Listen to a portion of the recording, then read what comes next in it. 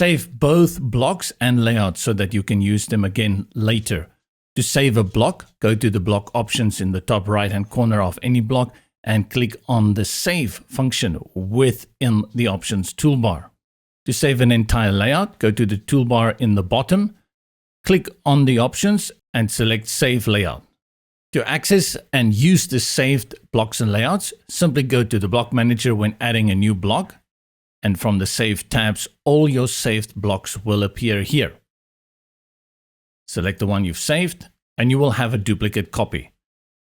Similar for layouts. Let's clear out this layout. Go to the options in the bottom right-hand corner and select Clear Layout. Start building your page.